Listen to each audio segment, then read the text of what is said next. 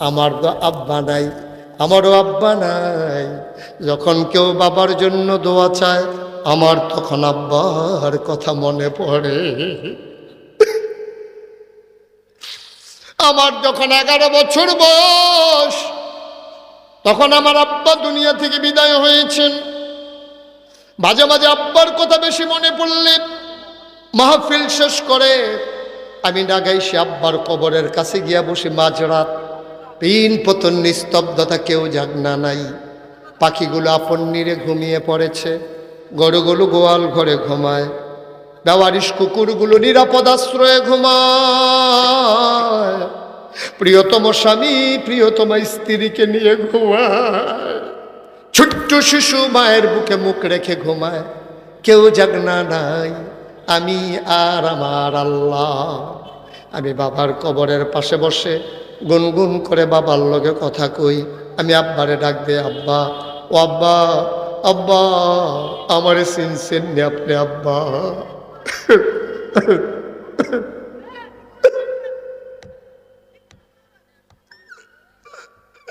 আমি আব্বারে ডাক দিই, আব্বা, আব্বা, আপনি আমারে চিনছেন নি আব্বা? আমি আপনার মুশতাক হয়েছি আব্বা। 11 বছরের রাইখা মারা গেছিলেন, আজকে আব্বা আপনার মুশতাক হয়েছি, অনেক বড় হয়ে গেছে। হাজার হাজার মানুষ কথা শুনতে আসে আব্বা, সালাম দিয়া মানুষগুলো দুই পার্শ্বে দাঁড়াইয়া যায়। আব্বা, আব্বা, বাংলাদেশে তো ঠান্ডা পড়ছে আব্বা, 3 টুকরা মার্কিন চাদর গায়ে দিয়ে আপনি ঘুমাইছিলেন, আপনার কবরে শোয়াইছে 3 টুকরা কাপড় দিয়া। ও আব্বা, আপনার কবরে আল্লাহ জান্নাতি কম্বল দিছেনি। আপনি কেমনে ঘুমান আব্বা? আপনি কেমনে ঘুমান মাটির কবরে? টাইলস করা ঘরে খালি পায়ে পা রাখতে পারি না, মাথা পর্যন্ত ক্যান ক্যান করে। আব্বা, এই মাটির কবর, এই কনকনে ঠান্ডা আব্বা, আপনি কেমনে ঘুমান? আপনি কেমনে ঘুমান? অনুপস্থিত মানুষ কম্বল গায়ে দাও, কাঁথা গায়ে দাও, লাভ গায়ে দাও, তারপরেও শীত মানে না। আব্বার রেখে যাবা জমিন চাষ করে খাও, আব্বার উঠানো ঘরে ঘুমাও। আব্বার এমনে ভুইলা গেলা রে মানুষ, এমনে ভুইলা গেলা। কেমনে রে, কেমনে তুমি এমনে ভুইলা গেলাই? আব্বা তোমার লাগে কি করে নাই? তুমি যখন ছোট্ট ছিলা, বাবা বাজারের ব্যাগ নিলে তুমি বুঝতা বাবা বাজারে যায়, তুমি গিয়ে আঙ্গুলে ধরে ধরে কান্তা। তুমি বাবার সাথে বাজারে যেতে চাও, বাবা চকলেট কিনে দেবে, বিস্কিট কিনে দেবে।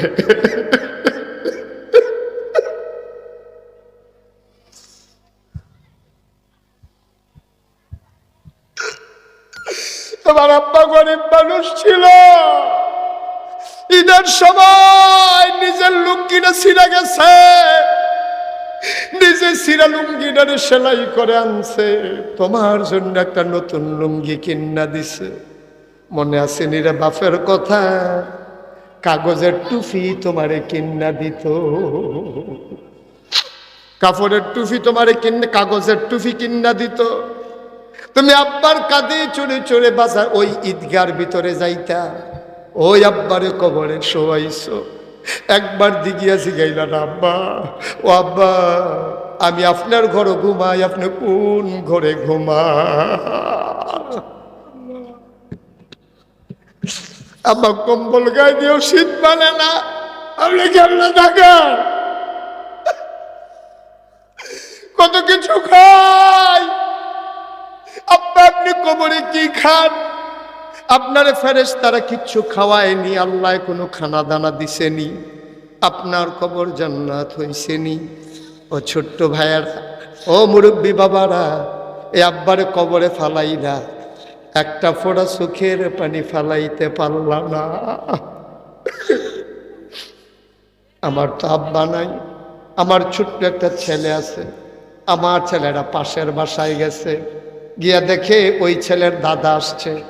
আমার ছেলেরা দৌড়াই আসছে, ছোট মানুষ বুঝে না, সাইসা কয় আব্বা বাবা, আমারে বাবা ডাকে আমার ছেলে। কয় বাবা, ও বাবা, আমার বন্ধুর দাদা আসছে।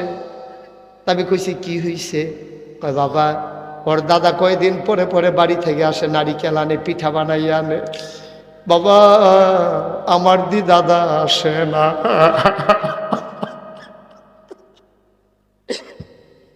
আমার বন্ধুর দাদা আসে, আমার দাদা আসে না কেন? আমার দাদা কই? আমার বন্ধুর বাবা ওই মুরব্বী মানুষটারে আব্বা ডাকে। তুমি আব্বা ডাকো কারে? আমারে আমার ফুতে জিগায়, তুমি আব্বা ডাকো কারে? তুমি আব্বা ডাকো না। আমি বলি আমার আব্বা নাই। কয় নাই কেন? আমি বললাম ছেলে যখন বড় হয়ে যায় তখন আর তার বাবা থাকে না। ছেলেরা আমারে গলার ধরছে, দুই গালে দুইটা চুমা দিয়া কয়, বাবা তাইলে আমি যেদিন বড় হয়ে যাব তুমি কি থাকবা না?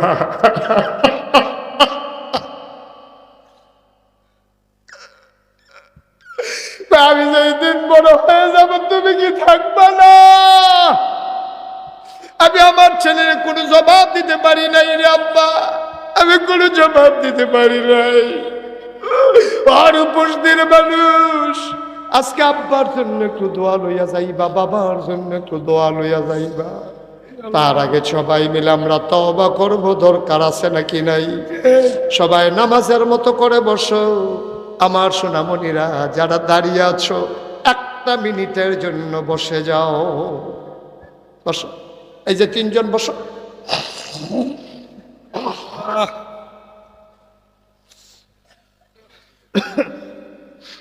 আমি বুঝাইয়া বলতে পারি নাই না? এখন আমরা তওবা করব, সবাইরে বসতে বলছি। ওই যে বাসার কাছে তোমরা যারা আছো বসো, বসো, একটা মিনিটের জন্য বসো। সবাই মিলে আমরা দোয়া করব। আল্লাহ আল্লাহ। একটা লোকও যাবেন না। আপনি যদি চলে যান, আপনি সাদা কাগজে লিখে রাখেন, যেদিন আপনি কবরে যাবেন সেদিন আপনার ছেলেও আপনাকে ফালাইয়া হাঁটতে হাঁটতে চলে যাবে। আপনি আপনার বাপের লেগে দোয়া করতেন পারেন না? আপনার ফুতে আপনার লেগে দোয়া করবে, এই আশায় রয়েছেন কেমনি আপনি? এই ছেলেরা হাঁটতেছো কেন? তাড়াতাড়ি বসো, নামাজের মতো বসে, একটা দুটো বের হবেন না। বরঞ্চ যারা বাইরে আছেন দৌড়ে আসেন, আব্বা আম্মার জন্য দোয়া হবে। এই মাহফিল সাজানো হয়েছে আব্বা আম্মার জন্য। সবাই আমার সাথে তওবা করেন, সবাই মিলে আমরা তওবা করি। সবাই মাথাটা ঝুঁকাই দেন, সবাই আমার সাথে পড়েন। আউযু বিল্লাহি মিনাশ শাইতানির রাজিম। বিসমিল্লাহির রহমানির রহিম। আস্তাগফিরুল্লাহ রাব্বি মিন কুল্লি যামবিন ওয়া আতুবু ইলাইহি লা হাওলা ওয়ালা কুওয়াতা ইল্লা বিল্লাহিল আলিয়্যিল আযীম। হে আল্লাহ, হে আল্লাহ, হে আল্লাহ, ইচ্ছায় অনিচ্ছায় প্রকাশ্যে গোপনে শয়তানের কুমন্ত্রণায় পড়ে, নফসের তাড়নায় পড়ে জীবনে যত গুনাহ করেছি, কবিরা সগীরা, শিরক বেদাত, সমস্ত গুনাহ থেকে খালেস অন্তরে তওবা করতেছি। হে আল্লাহ, হে আল্লাহ, হে আল্লাহ, আমার তওবা কবুল করে নাও, আমার গুনাহ মাফ করে দাও। আশহাদু আল্লা ইলাহা ইল্লাল্লাহু ওয়াহদাহু লা শারীকা লাহু ওয়া আশহাদু আন্না সাইয়্যিদানা হাবিবানা মাওলানা মুহাম্মাদান আবদুহু ওয়া রাসূলুহু সাল্লাল্লাহু আলাইহি ওয়াসাল্লাম। আমিন আমিন আমিন। ভাইরা, আপনারা জানেন মুশতাক ফয়েজি, দেখবেন যেটা একটা লেখা থাকে পীর সাহেব। আমি নিজের কথা কখনো বলতে পছন্দ করি না, এটা আমার অভ্যাস নেই। কোরআনের কথা, হাদিসের কথা, নবীজির জীবনের কথা বলতে বলতেই তো সময় চলে যায়। নিজের কথা বলা পছন্দ করি না। কিন্তু আমি কেমনে পীর সাহেব হইলাম, আমার নামের সাথে পীর সাহেব কেন, এটা আপনারা হয়তো অনেকেই জানেন না। আমার দাদা ছিলেন ফুরফুরা সিলসিলার একজন বড় পীর। উনি অত্যন্ত বুজুর্গ ব্যক্তি ছিলেন। আমার দাদা, আমার আব্বা দাদার এন্তেকালে 13 বছর আগে মারা গেছে। দাদার 13 বছর আগে আব্বা মারা গেছে। 85 সালে আব্বা মারা গেছে, দাদা মারা গেছে 98 সালে। আমি দাদার হাতেই মানুষ হয়েছি, লেখাপড়া করেছি, দাদাই করাইছে। 96 সালে যখন আমি কামিল পাস করি, কামিল পাস করার পরে আমার দাদা আমার খবর দিয়ে বাড়িতে আনছে। আমার আত্মীয় স্বজন, দরবারের ভক্ত মুরিদ, খলিফা, মুআল্লিম, গ্রামবাসী, আত্মীয় সবাই ডাকাইছে। ডাকাই আই না, দাদা বলতেছে যে আজকে থেকে আমার তো বয়স হইতেছে, কোন সময় মরে যাই। আমার আব্বার নাম ছিল ফয়েজ আহমদ। তো আমি তো স্বপ্ন দেখতাম আমার ফয়েজ আহমদ আমার পরে দরবারের দায়িত্ব পালন করবে। তো ফয়েজ আহমদ আমারে ফালাইয়া চলে গেল, তে তো নাই। আমারও বর্তমানে আমার পরে দায়িত্ব পালন করবে আমার আদরের নাতি মুশতাক ফয়েজ। আমার নাম বইলে ফেললো সবার সামনে। আমার একজন বড় ভাই আছে, আপন ভাই। 3 জন চাচা আছে, আমার আব্বা চাচা, তারা 4 জন। 3 জন চাচা এখনো জীবিত আছে। আমি হাউমাউ করে কাঁদতে শুরু করলাম, বললাম দাদা আমার বড় ভাই আছে, আমার 3 জন চাচা আছে, তারা থাকতে আমার উপরে এই ছোট মানুষ, আমার উপরেই বোঝা কেন? দাদা আমার জড়াইয়া ধরে কান্দা কান্দা কইছে, কয় আমি জানি তুমি পারবা, এই জন্য তোমার উপরে দায়িত্ব। আলহামদুলিল্লাহ বলবেন না? আমি দায়িত্ব নিচ্ছি। কিন্তু বাংলাদেশে পিরানি বলতে যা বোঝায়, আপনারা যা দেখতেছেন সমাজে, এটা অত্যন্ত দুঃখজনক। পীর সাহেব হলো মানুষদেরকে অন্যায় থেকে আলুতে নিয়ে আসবে, খারাপ থেকে ভালো বানাবে। আর আমাদের দেশে পীর সাহেব মানে হইলো বইয়া থাকবো, হগিন্নি বেডির না টেহা দিব, এবারে বইয়া বইয়া খায়। রিক্সাওয়ালাইন না টেহা দেয়, এবারে বইয়া বইয়া খায়। খাইতে খাইতে খাইতে খাইতে মনে হয় যেমন 5-6 জন বইয়া রয়েছে, আসলে একজন। ঠিক নেই কথাটা? ঠিক নেই? কোনোদিন এই হাত পাতাটা পছন্দ করি। চিন্তা করে দেখছি আমার মতো মুশতাক হয়ে যে মানুষটা মাটি কাটলেও তো ডেলি 500 টাকা পায়, অটো চালাইলেও তো ডেলি 1000 টাকা কামাই করতাম। খারাপ বইয়া বইয়া খায়াম, হগিন্ডি বেটি টেহা দিব, রিক্সাওয়ালা টেহা দিব। এটা প্রচণ্ড ঘৃণা করছি, বিবেক বিরুদ্ধ মনে করছি।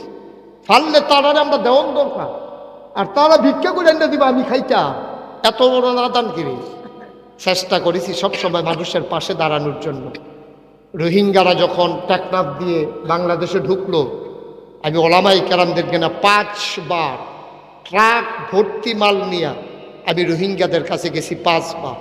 সিলেটের বন্যায় আমি পাশে দাঁড়িয়েছি, করোনার সময় আমি পাশে দাঁড়িয়েছি, দুঃখী মানুষের পাশে। সবসময় চেষ্টা করছি কিছু দেওয়ার জন্য, নেওয়াটা পছন্দ করি না। আমার দাদা যখন আমারে বসাইলো, আমি বললাম দাদা আমি গতানুগতিক দাওয়াত খাওয়াই না আর হাদিয়া নেউন না, ফিসা বইতাম চাই না। আমি মানুষের জন্য একটা দিনের মারকাজ বানাতে চাই, দিনের মানুষগুলোকে যেন আল্লাহর দিকে নিয়ে আসতে পারি। কই কি করতে চাও? আমি বললাম আমি একটা কমপ্লেক্স বানাবো। কই কীরকম? আমি বললাম কিছু প্রতিষ্ঠান থাকবে এখানে। দাদা এই কথা শুই না, উনি গরিব মানুষ ছিলেন।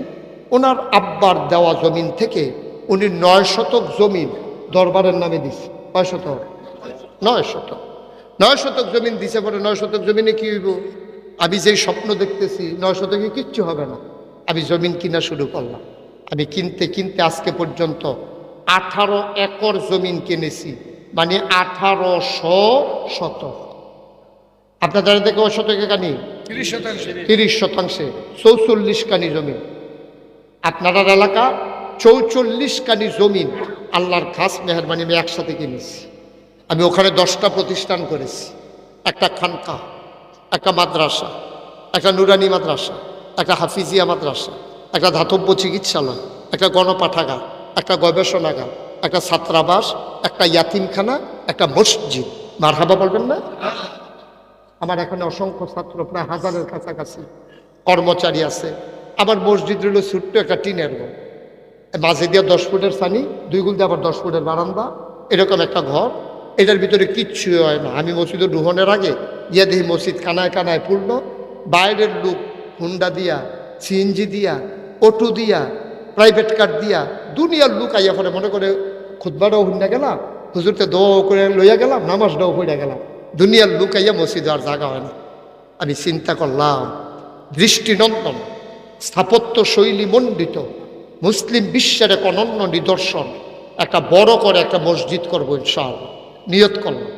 আমার দরবার যারা ইঞ্জিনিয়ার আছে 10 জন ইঞ্জিনিয়ারকে ডাকাই একটা টিম করে দিলাম, একটা ডিজাইন করো। 10 জনে মিললে একটা ডিজাইন করে লই আইছে। দেখি যে বিশাল একটা ডিজাইন, চমৎকার একটা মসজিদ। আমি বললাম এটা কত বড়? হুজুর একটু বড় করে যাচ্ছি। আমি বলো কত বড় হুজুর এটার ভিতরে এক লোকে নামাজ পড়তে পারবো 6000 লোক। আর আসতে কোন সুবহানাল্লাহ, কয় হাজার লোক? আমি কই বেড়া কাগজ কলম ফাইলে ভাই সেইটাই করে, তোরা কইতাম 6000 লোক দূরে তোরা মসজিদ রাখতি।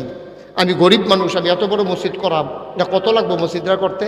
এটা আমার আইস দিয়া কয় 15 কোটি টাকা। কয় কোটি?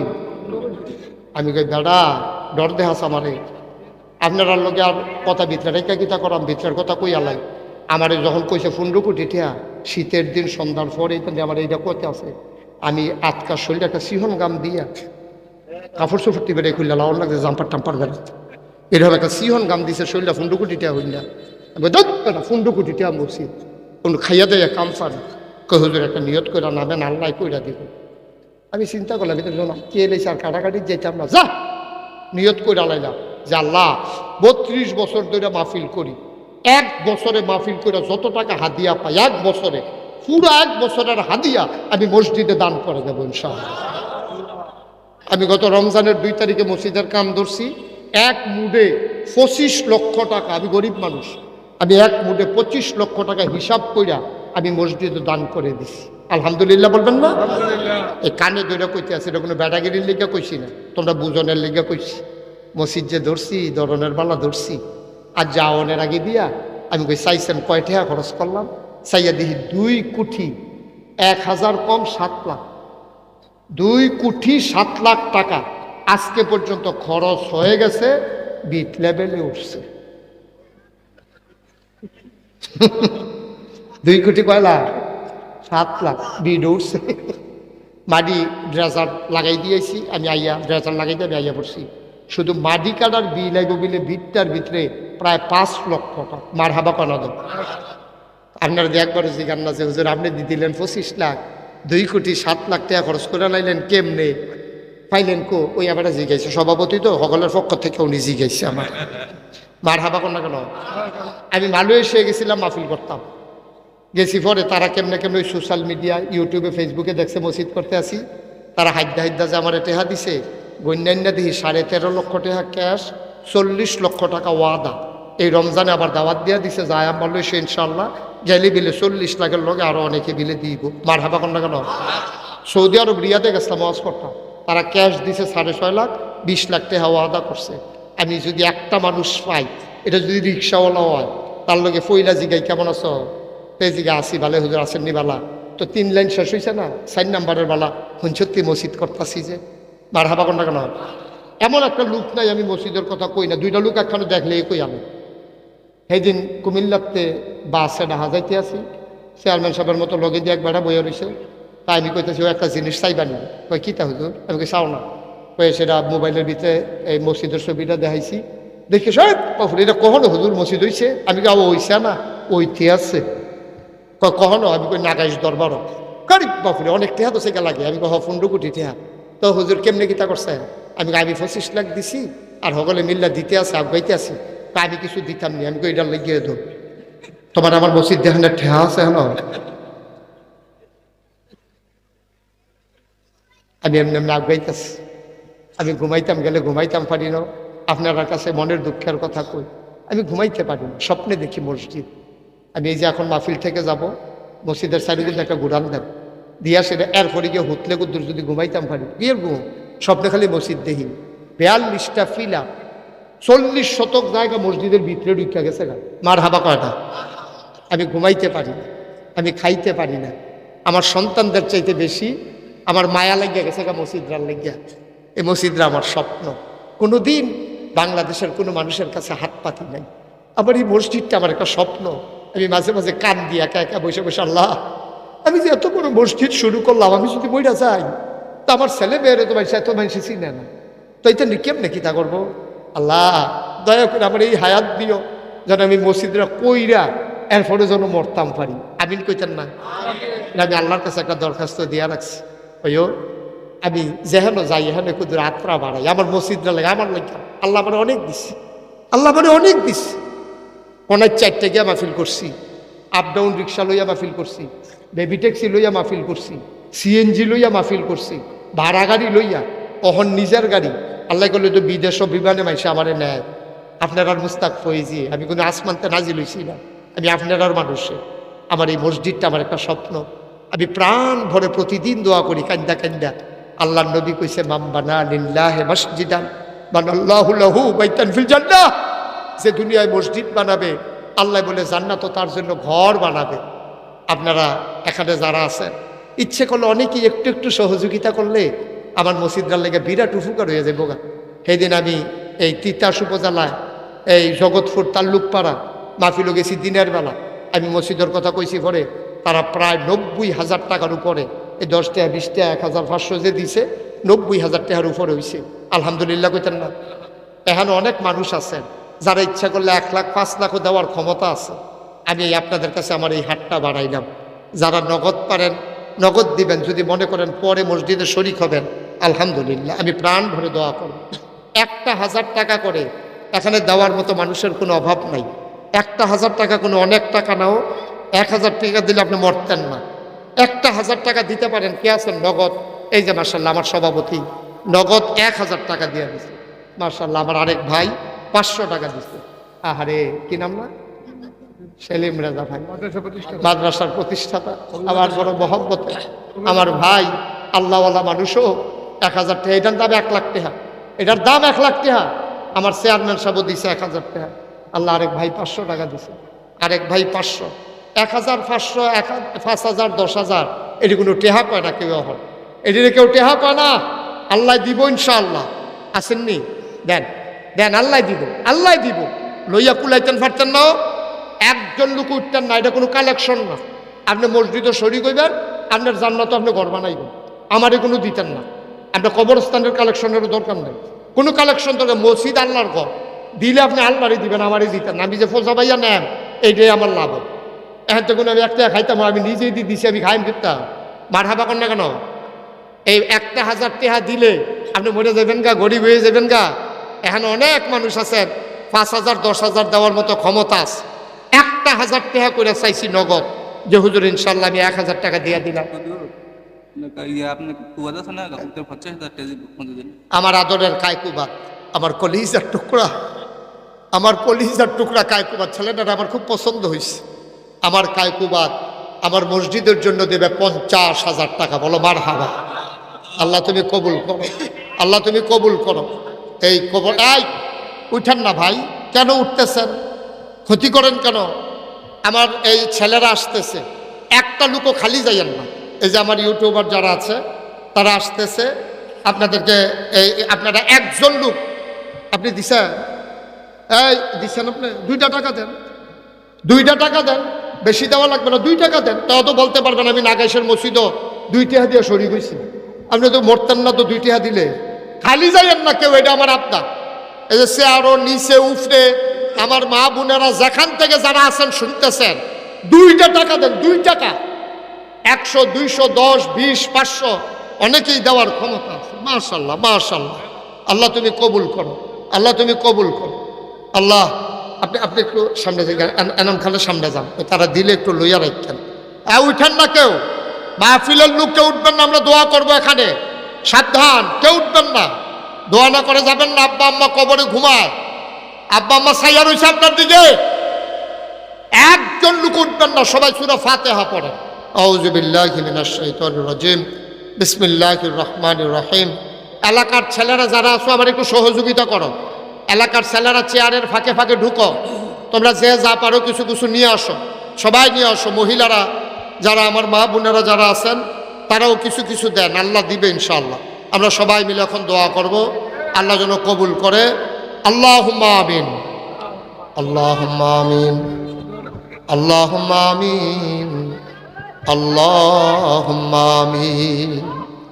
রব্বানা যালামনা আনফুসানা ওয়া ইল্লাম তাগফির লানা ওয়া তারহামনা লানাকুনান্না মিনাল খাসিরিন।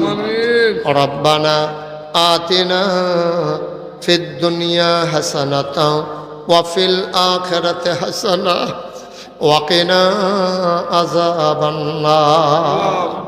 আয় আল্লাহ তাআলা, তোমার কুদরতি পায়ে ধরে ভিক্ষা চাই, আমাদের জীবনের গুনাহগুলো তুমি মাফ করে দাও। এই জীবনে আমরা আর গুনাহ করব না। আয় আল্লাহ তাআলা, আমাদের সবার মনের ন্যাক আশা তুমি পূরণ করে দাও। আমাদের যার যত অভাব আছে তুমি দূর করে দাও, যার যত পেরেশানি আছে তুমি উদ্ধার করে নাও। যারা ঋণগ্রস্ত ঋণ মুক্ত বানাইয়া দাও। আমার আনাম খায়ের ভাই সহ আল্লাহ, আমারে আনার জন্য মানুষগুলা পাগল হয়ে গেছে। তারা চর সয়ানি মাহফিলে গিয়ে বৈশা রইছে গো মাওলা। আয় আল্লাহ তাআলা, আমি কি দোয়া করব গো মাওলা? এই প্যান্ডেলের ভিতরে যারা বসে আছে সবার জীবনের গুনাহগুলো তুমি মাফ করে দাও। যার যত অভাব আছে তুমি দূর করে দাও, যার যত পেরেশানি আছে উদ্ধার করে নাও। যারা ঋণগ্রস্ত ঋণ মুক্ত বানাইয়া দাও, যারা অসুস্থ